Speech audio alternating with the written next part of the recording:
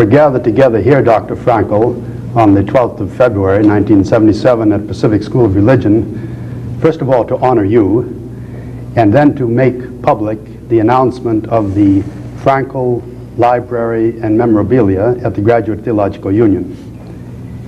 We are particularly interested today in your published writings, and I note that your latest book in English has an intriguing title, The Unconscious God. And it occurs to me that this is an unusual title for a psychiatrist to give to one of his books. I wonder if you'd comment a bit on that book. It's a deplorable state of affairs that such a title should be unusual or challenging a psychiatrist, because it depicts the actual situation, and this is that for too long a time psychiatry has closed its eyes toward a phenomenon such as religion. Because religion is also a human phenomenon, and any human phenomenon should have been taken into account and taken at face value by psychiatry. Instead, for too long a time, as I said before, psychiatry, more specifically psychoanalysis, even more specifically Freudian psychoanalysis, has tried to convince us that religion is no more than just a collective, compulsive, obsessive neurosis of mankind, that God is no more than just the projection of a father image, and so forth. And what I think is that psychiatry, or for that matter psychology, should remain open without selecting certain phenomena that it allows to be existent. It should be open to all human phenomena. And one of the most important phenomena in human life is man's reaching out for a meaning to his existence. And even more, he's reaching out for an ultimate meaning to existence. And this believing in the existence of ultimate meaning is the root or the crown of religion. And this, in this sense, in this widest possible sense, religion is also an entirely human phenomenon and has to be taken at its face value rather than being dismissed as a symptom of neurosis. So it's quite natural for you then to use religious terminology, even this doesn't mean, Professor Leslie, that religion is only a human phenomenon. But I, as a psychiatrist, am entitled only to focus on the naturalness, on the humanness of the phenomenon called religion. Yes. And of course, one of the reasons that we at Pacific School of Religion and in the Graduate Theological Union are interested in your work is that we can take your work and extend it into the religious dimension. There is a transition. There is a bridge possible. And all of us are trying to build up bridges rather than to destroy them. Bridges of understanding. Bridges, or bridges, as one might say as well, leading from one dimension into the next higher dimension. Why do I emphasize this dimensional view on the world of man over against the divine world, the more encompassing world? Because if we only speak of levels or layers, we separate and sever one realm from the other. But when speaking of a higher over against a lower dimension, what I'm thereby bringing in is that a higher dimension is to be defined as the more inclusive dimension. This means the higher dimension, say the dimension of theology, includes the human dimension. Theology includes anthropology. This means that there is no mutual exclusiveness, but mutual inclusiveness. Theology simply cannot arrive at a truth that contradicts the human truth, but a truth that goes beyond, that surpasses the human truth. And on the other hand, man need not fear that he will meet contradictions or will have to deny his humanness when he transcends his human world toward the divine world. He has not to deny his humanness, but he will fulfill his humanness, something that might be very familiar to you, as far as I know.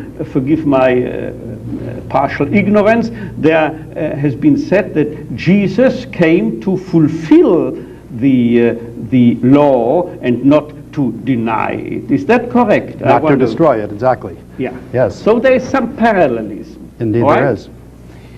That's a very interesting point, Dr. Frankl, because there's been a lot of talk, particularly here at places like GTU, where theology and psychology intertwine themselves so closely. One of the big issues I have found in the last couple of years has been, what is the difference between psychotherapy and spiritual direction? You know, and it seems as though as we concentrate on it, the questions always keep coming up: what comes first, what comes second, what's of greater value, what's of lesser value. But it seems as though when we deal with spiritual direction in that realm, we're always dealing with something. I always have the feeling that I'm dealing with the word possibilities. And when I'm dealing with psychotherapy, I'm dealing with realities, you know. So somehow, for me, logotherapy has been I see logotherapy as on the continuum between psychotherapy and spiritual direction. It is a piece of both. It's my way of a missing link. It is. It makes it. It brings the two. Yes, it weds the two together. Yeah, I just want you to recognize that at the moment we speak of dimensions, a higher as a more inclusive dimension, it's incomparable. It becomes incompatible, you see. You cannot measure, you cannot say one is of a higher value or of a lower value, but one is encompassing the other. And so you see, if I draw if you think of a square, that way, in perspective view. And then you may construct a cube on the basis of that square. Now you cannot say there is a contradiction between a square and a cube. You may consider the square as the projection of the cube down into a lower dimension, into the two-dimensional plane over against the three-dimensional space. On the other hand, if you are enlarging the, which word did you use? Something similar. Enlarging, transcending the plane of the square, you will arrive at a cube. But these are two different dimensions, and you can't compare them because one is the more encompassing, more inclusive dimension. But let me, in addition to pointing out, as I improvisingly try to do, that the humanness of man is fulfilled and not denied in the next higher dimension of theology over against anthropology. The same also holds for various psychological concepts. For instance, the great American psychologist, the late Abraham Maslow, has taught us to try to actualize ourselves, actualize our potentials. It's all okay, and the greatness of the spirit called Abraham Maslow was evidenced by the fact that he didn't mind my heavy criticism on this theory, but finally in his latest writings fully acknowledged that I was right in pointing out that self-actualization is all okay, but you can obtain it, you can arrive at it, it is available to you only on a detour, as it were, via meaning fulfillment, or to use a more comprehensive term, via self-transcendence. If you are transcending yourselves by giving yourself, if you are forgetting yourself, if you are not caring for yourself, nor for your own self-actualization or the actualization of your potentialities, then you are actualizing yourselves by forgetting and giving yourselves via self-transcendence. And so you see, there's also no mutual exclusiveness. You are fulfilling Abraham Maslow's recommendation, a man should actualize himself, by not caring for it, by your self-transcendence. So it's not to be denied what Abraham Maslow taught, but it arrives, it can be maximized, it can be brought to its fullest development via self-transcendence. You also mentioned in your writings, or perhaps in just talking to me, that self-actualization can be not only towards meaning, but also can be towards our more basic desires and instincts. I can actualize myself as my potentials for criminality, or I can self-actualize myself as into the higher dimension. So I can self-actualize myself into a higher dimension or into a lower dimension. And this is right, Dr. Fabry. This is a danger, a threat inherent in the concept of self-actualization, that the question only starts with that business of actualizing one's own potentialities. Which potentialities within myself should be actualized, which are worthy of being actualized. And you might remember, you are one of the best knowers of the literature in the field, that once I am pointing out, for instance, Socrates confessed that he harbored within himself the potential to become a criminal. Now, should he have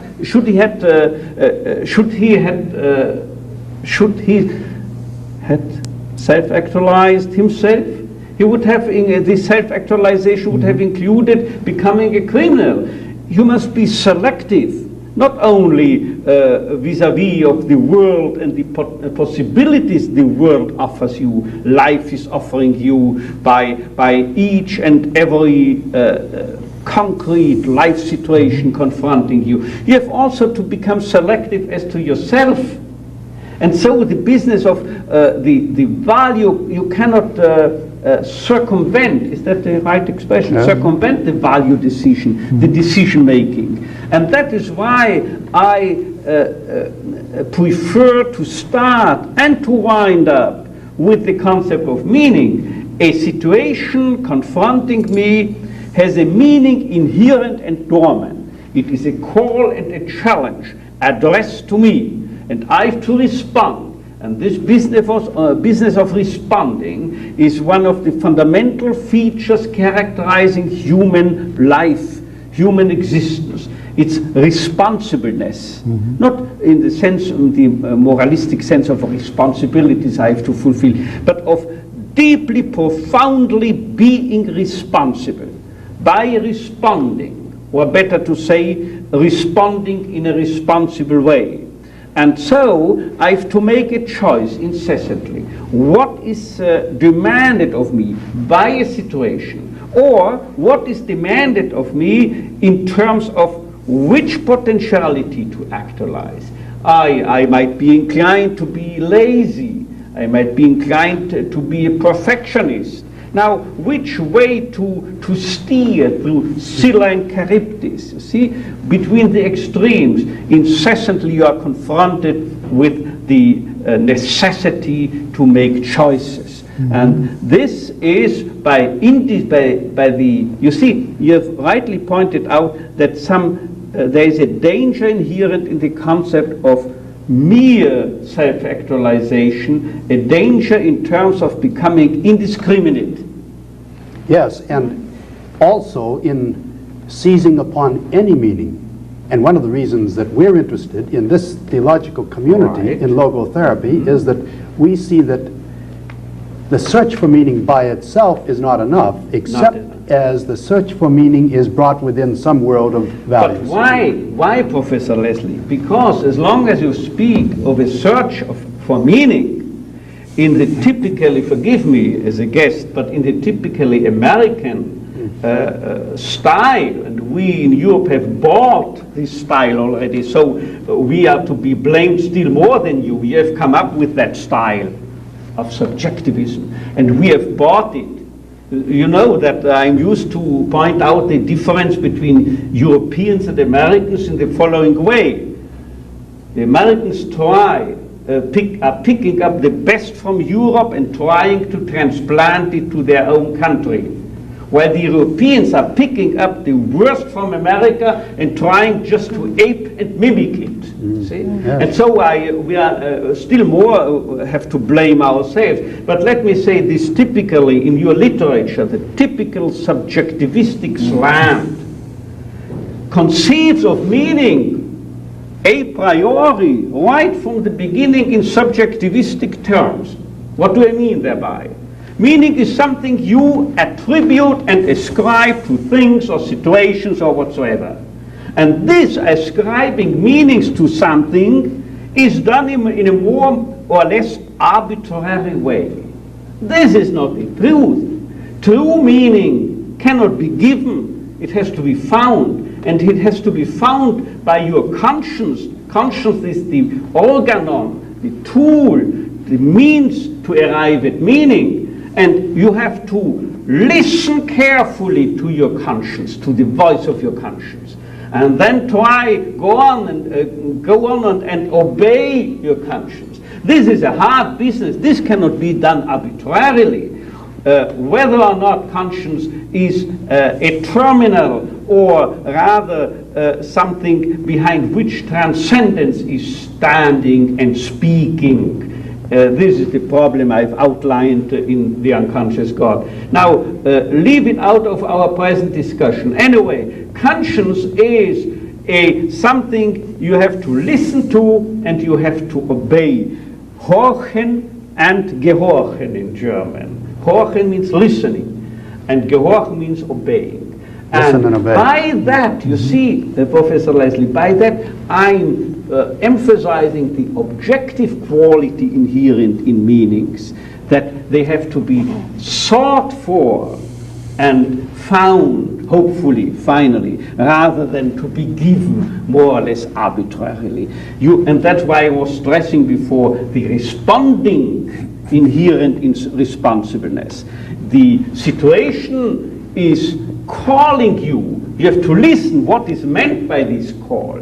And that's why I came to the conclusion that meaning, in one of my papers published by Maslow in his Journal of Humanistic Psychology, meaning is what is meant. What is meant by a situation. This is meaning. And it's a hard work to find out, to scent it out, to smell it out. You see, this meaning. But this is entirely based on the objectiveness. And the objectiveness of meaning is so hard to understand for any American who has been indoctrinated along the lines of subjectivism and pandeterminism and relativism and cynicism and nihilism and reductionism. Meaning, values, it's just what you ascribe to the world. Not anything you have to struggle hard to find out, to arrive at finally, to listen carefully. Just what you think of the world, that's meaning. Meaning is more. I think this is one of the reasons why, when you were here before in the Bay Area, I remember you're speaking about the island of Alcatraz. Right at that time there was discussion about what to do with Alcatraz, and you reminded us that on the East Coast there is the Statue of Liberty. Statue of Liberty, and it would be apt and fitting if you would construct a statue of responsibility on the West Coast, and as suggested at the place to do so, Alcatraz. because people always think that the whole freedom is the whole story. But freedom, particularly here, not on this campus, this is an exemption from the rule, but all around you, freedom has already degenerated into license, arbitrariness, and permissiveness, rather than responsibleness. Permissiveness. That's what I had in mind. If you say just live out your free potential, you arrive at being indiscriminate, at being non-selective, and this is the demand of the hour, that we become ever more selective and discriminate. In an age where you are bombarded with stimuli, sexual stimuli, you become indiscriminate in your sexual life. Stimuli in spiritual, mental terms, ever-growing heaps of books and periodicals towering on your desks. You have to be discriminate and selective what to take up and to read, rather than let's take up this book and you read and then the other thing. The more meaningful things are in wait for you. So all this starts with your being selective and discriminate. Is discriminate a word or only indiscriminate? Well, it communicates very nicely. Why should I create words? But I think the pendulum is swinging back now. I think until about 5 years ago, it was the great thing in Berkeley and probably all over the United States to do your own thing. Now people more and more realize that doing your own thing won't give you meaning unless you do your own thing in a responsible way, and that there are limits for toleration. You're right, Dr. Fabry. I would just formulate it in the following way: if you agree, if it's acceptable to you, you should do it. You should continue doing your own thing, but in the sense of that unique thing, that which your conscience, your own conscience, commands you to be done by you and exclusively by you, because meaning is unique, and each person who is going to fulfill this unique meaning in a unique situation, the person is also unique. So this twofold uniqueness makes for one's responsibleness. And in this sense, it is justified, it is sound to care for one's own thing. But in this sense, it is something that is no easy thing. You don't make it easy to yourself to live a responsible life if you do your own thing in the sense of what your own conscience commands you to do. Well, it's not very, logotherapy is not appealing to people who want to do their easiest things. And one of the things that I found most puzzling for young people, we talked about choices and we've talked about self and self-realization. Young people especially, say, I don't know which self I have to realize. I have so many selves. I develop from one self to the other. I'm one person in one situation, one person in another situation. What self am I supposed to realize? You would like me to try to... I don't know, does it go too far from the unconscious I would say, you see, it's better that people who don't understand the objectivistic approach inherent in logotherapy and so forth, that such people keep away from logotherapy, because otherwise there is a danger that they misuse it as an alibi.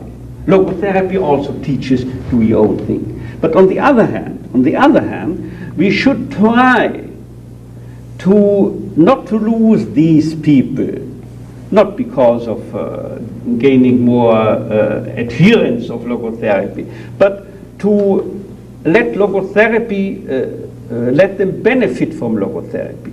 And so we should try to instill into them logotherapeutic concepts, but in their language. And that is precisely what I tried to do.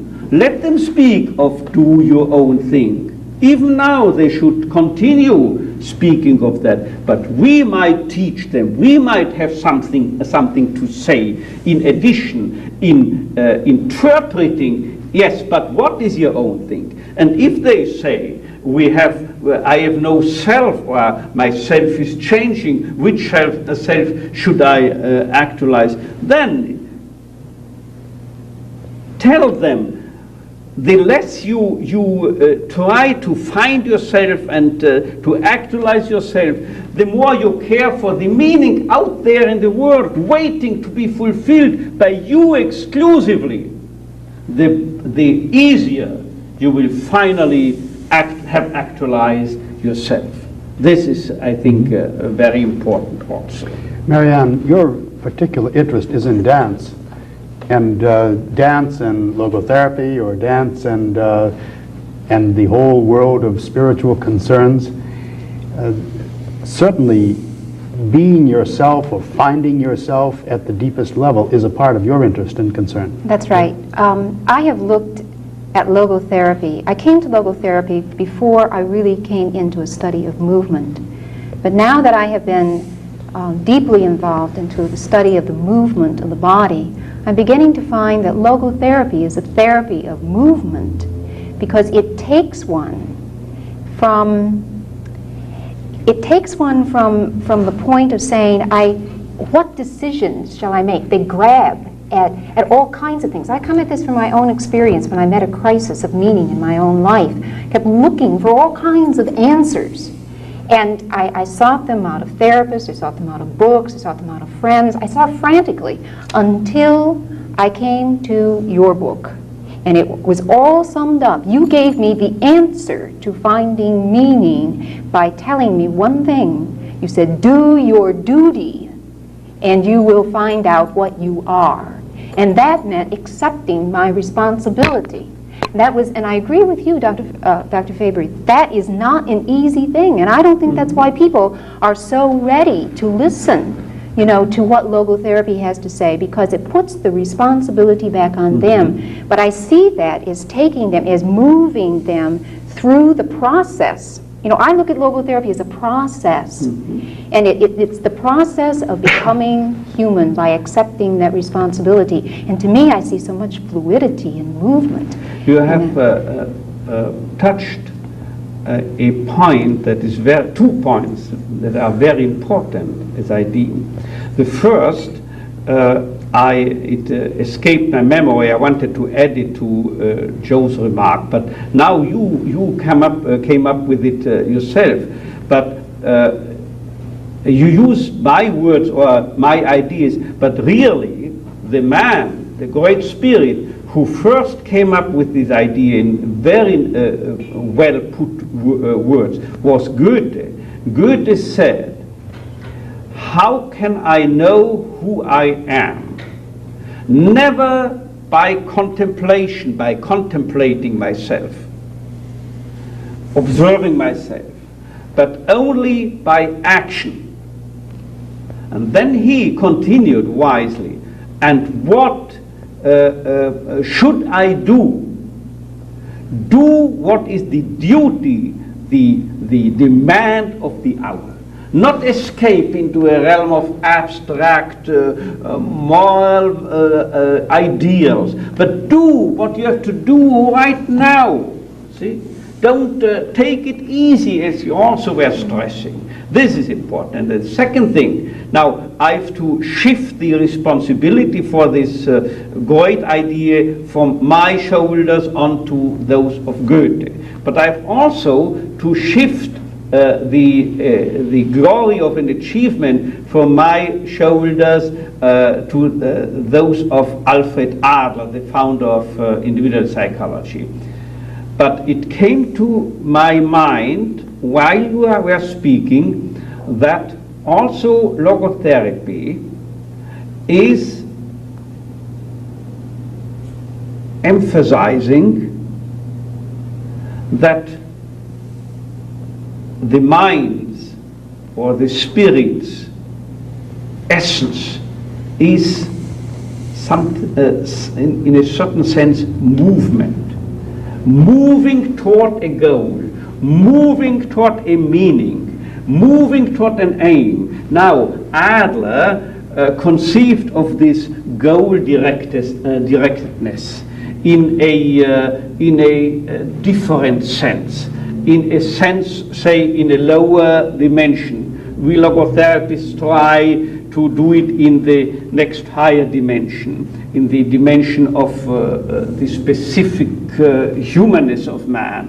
That is to say, we see man as a being reaching out for a meaning and following this meaning. You might remember that I once speak of meaning always being ahead of being, so that being falls is abreast of meaning. Being has to follow the meaning, and I compare this with the presence of God in the form of a cloud during the migration of the Jew of Israel throughout the 4 decades through the desert.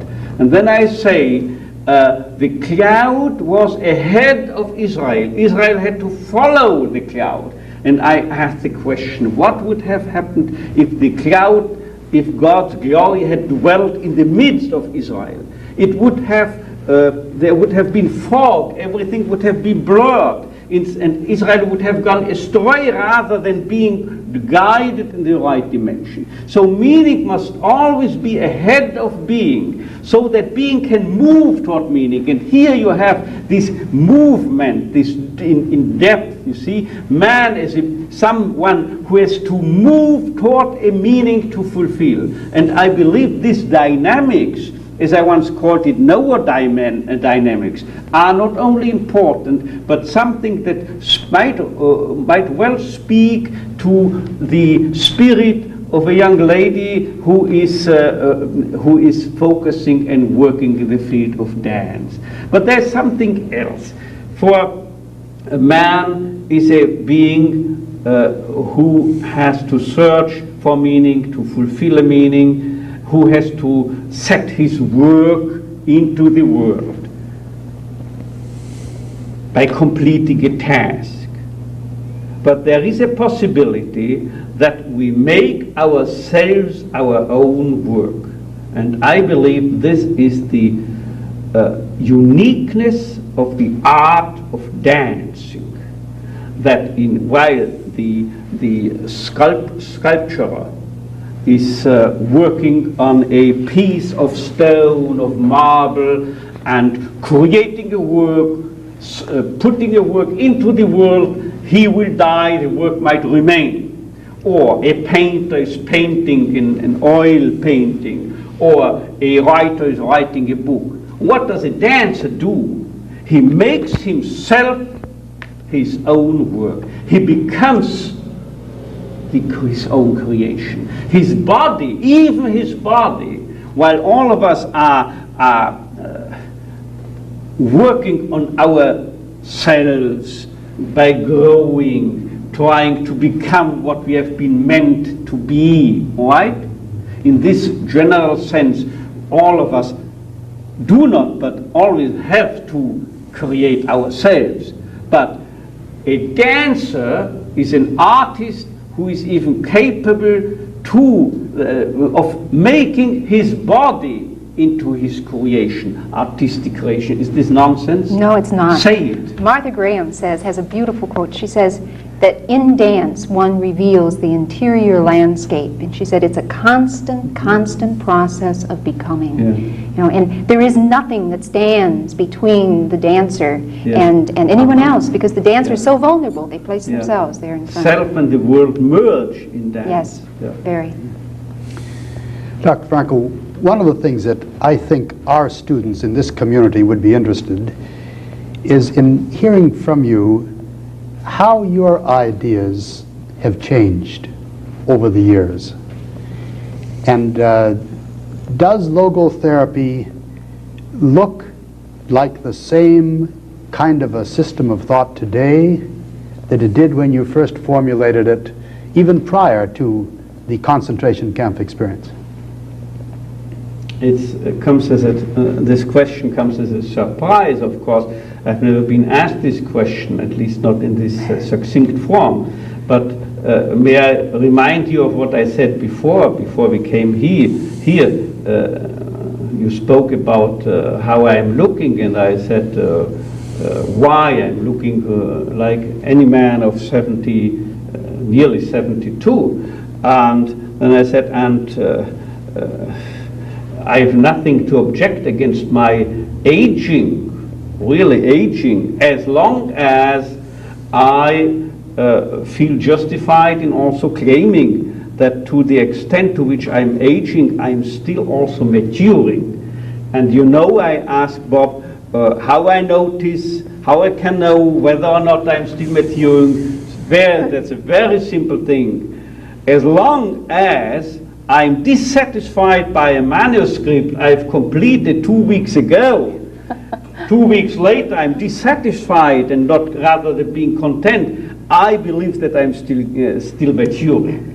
Now I may say the same for the decades in which I've tried to set up something such as logotherapy, or better to say lay the foundations for logotherapy that you and Joe Fabry and all our friends are really only completing by building on the ground, on the foundation that I tried to lay.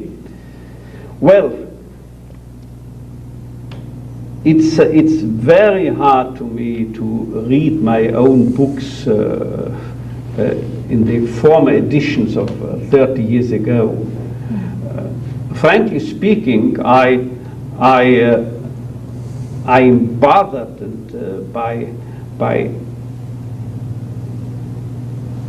I wouldn't say the moralistic overtones, but that I make it so easy to our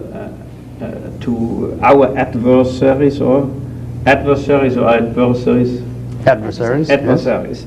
to finish us off, to try to finish us off. Because my old time formulations can be misinterpreted in a moralistic sense. And only later on, when I detached myself, or as according to Nietzsche, any good disciple should do to grow beyond his teacher and his master, when I tried to go beyond Max Scheler, who influenced me so deeply, only then I tried to have people understand logotherapy doesn't mean it in a moralistic sense, in the sense of you should, you have to, but in the sense of your own fulfillment, that you can obtain your own fulfillment only by self-transcendence, by forgetting yourself, by giving yourself. That the more you think of yourself, the more you think, say, of your own orgasm, of your own potency, the more you are failing, you are doomed as a human being involved in sexual activity. The more, on the other hand, you live out your self-transcendence also in erotic terms, also, forgive me, but let's say in a very brutal way, to the extent that you live out your self-transcendence in bed, the more potent you are, the more orgasm you obtain, and the more you arrive at fulfillment. But this presupposes that you don't make it as easy and see in sex, even in marital life, nothing but sex. You're confronted incessantly today, all over the world, today with people who think the main problem in marriage is sex. There is no accordance, there is no synchronicity and so forth. The best marriages I know are those in which sex plays the smallest role or a minor role, but is fulfilling and satisfying. because it is not made the center, because it is not made the cornerstone, because these people forget about sex and give themselves, and then they are potent, they have orgasm, everything without problems. But the more they center on this problem, and the more they try to be perfect masters of sexual technology, the more they are doomed, understandably. You know that happiness, including sexual happiness, cannot be pursued, but has to ensue by not paying attention to it. Joe has had such cases in his clientele, cases that I've oftentimes published already, quoted already from you. You permitted me to do so. Excellent illustrative cases that show down to earth how much this self-transcendence is not any highbrow, abstract, ivory tower, ontological business, but down to earth, down to bed, one might say. Self-transcendence goes down to the biological roots of a human being. Just consider, I'm recommending often, just consider our eyes. Our eyes are self-transcending in the strictest sense of the word, namely that our capacity to visualize, our capacity to perceive visually the surrounding world is entirely contingent upon our eyes' incapacity to see themselves.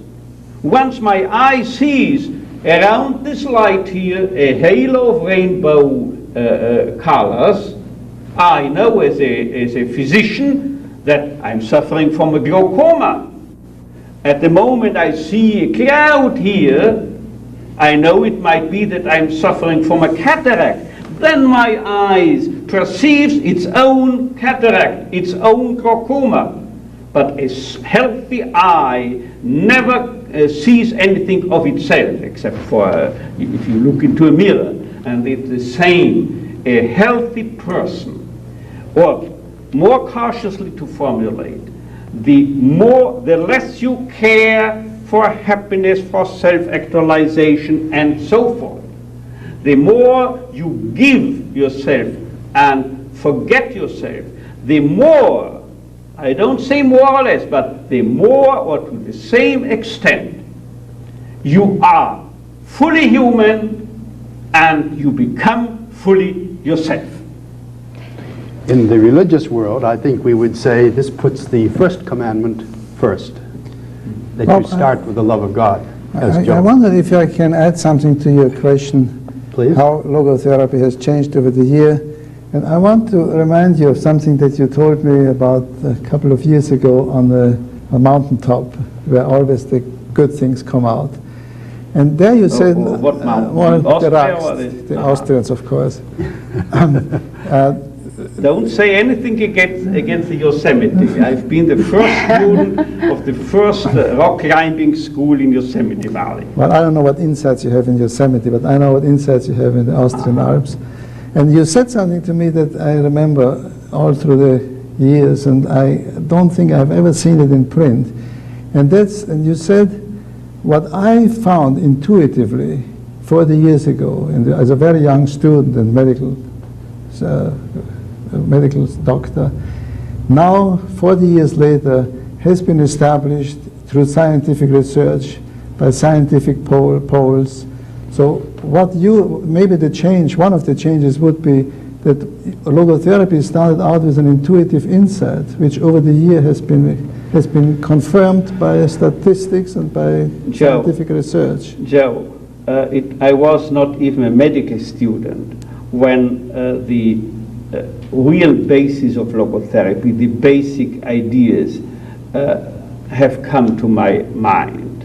For instance, the idea that actually man should not ask what is the meaning of my life, but really should understand and interpret himself as him who is asked by life, that life is posing questions to him, that he has to respond and is responding by reacting to the challenges of life in a responsible way.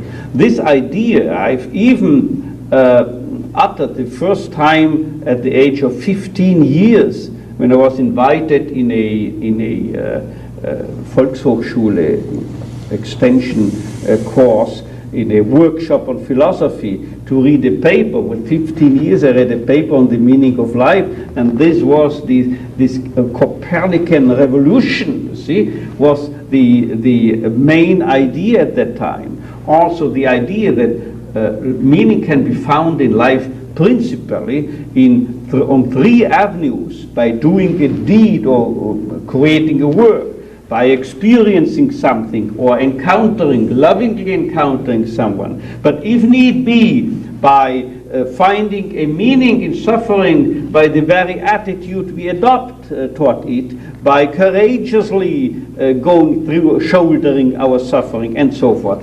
This trichotomy of values plus hierarchy, that is to say that the meaning of suffering is even the highest possible or deepest conceivable meaning. This idea I had while I was in junior high school. But only in the last years it has been, as you rightly said, empirically corroborated. No more or less than the trichotomy, creative and experiential and attitudinal values, has been arrived at by statistical and questionnaire research of nearly 4,000 subjects. This has been laid down in a dissertation at the Vienna University's Institute of Experimental Psychology. So it's strictly quantitative, empirical research, and even by factorial, do you say factor or factorial analysis, it has been confirmed that the potential meaning found in unavoidable suffering is higher, it's dimensionally higher. Psychologists speak of the orthogonality of an axis in factorial analysis. This has also been corroborated. And not to mention the logotherapeutic technique of paradoxical intention that was just derision. In a psalm you read, people have me in contempt and derision. Right? Ridicule? Yes. No, yes, derision. You are. My life is full of the contempt by others. You see, for decades I was preaching, I was besieging psychotherapists, try paradoxical intention, consider the results, the therapeutic results. People, doctors, psychiatrists, psychologists have obtained just after reading a book or a paper of mine. And independently they have applied this technique and could arrive at such beneficial results. And it was just ridiculed.